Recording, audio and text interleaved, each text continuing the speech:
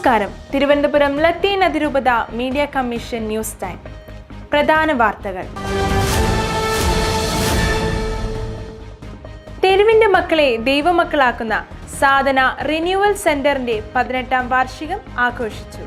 തെരുവിന്റെ മക്കളെ ദൈവമക്കളാക്കുന്ന സാധന renewal centre അതിന്റെ 18ാം വാർഷികം ആഘോഷിച്ചു. തിരുവനന്തപുരം അതിരൂപത മെത്രാപ്പോലീത്ത മോസ്റ്റ് റവറൻഡ് ഡോക്ടർ തോമസ് ജെനെറ്റോ വാർഷികാഘോഷ സമ്മേളനം ഉദ്ഘാടനം ചെയ്തു. ആർദ്രമായ മനസ്സുകളുടെ ഒരു കൂടിവരവാണ് ഈ സംഗമം.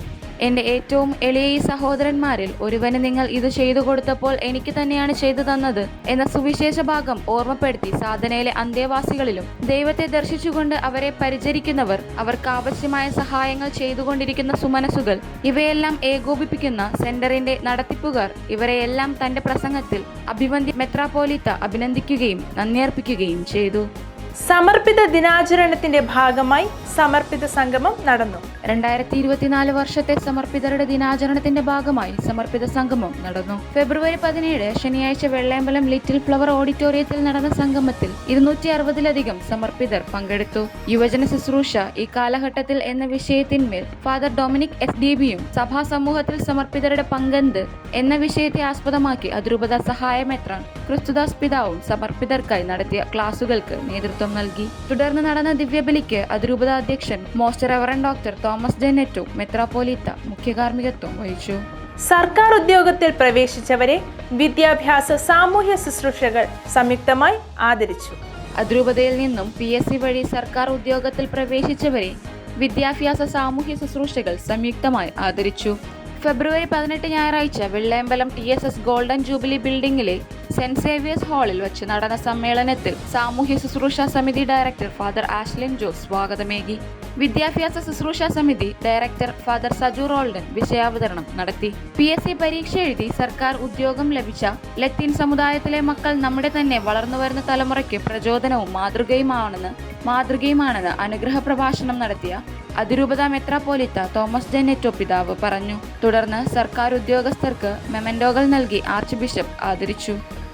അരയതുരുത്തി ഇടവകയിൽ ഹോം മിഷന്റെ 2ാം ഘട്ട പ്രവർത്തനങ്ങൾ പൂർത്തിയായി. തിരുവനന്തപുരം ലത്തീൻ അതിരൂപത അഞ്ചുതങ്ങ് ഫെറോനയിലെ അരയത്തുരുത്തി സകല വിശുദ്ധരുടെയും നാമധേയത്വത്തിലുള്ള ഇടവകയിൽ ഹോം മിഷൻ 2ാം ഘട്ട പ്രവർത്തനങ്ങൾ പൂർത്തിയായി. സമാപനത്തോടനുബന്ധിച്ച് ഫെബ്രുവരി 18 ഞായറാഴ്ച അതിരൂപത സഹായമെത്രാൻ ക്രിസ്തുദാസ് പിതാവിന്റെ മുഖ്യ കാർമ്മികത്വത്തിൽ ദിവ്യബലി അർപ്പിച്ചു.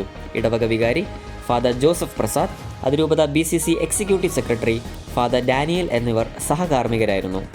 അതിരൂപതയിൽ സേവനം ചെയ്യുന്ന വ്യത്യസ്ത സന്യാസ സഭകളിൽ നിന്നുള്ള പരിശീലനം ലഭിച്ച 15 സമർപ്പിതർ ഇടവകയിലെ ഓരോ കുടുംബങ്ങളെ സന്ദർശിച്ച് കുടുംബ കേന്ദ്രീകൃത അജപാലന ദൗത്യത്തിൽ പങ്കുചേർന്നു.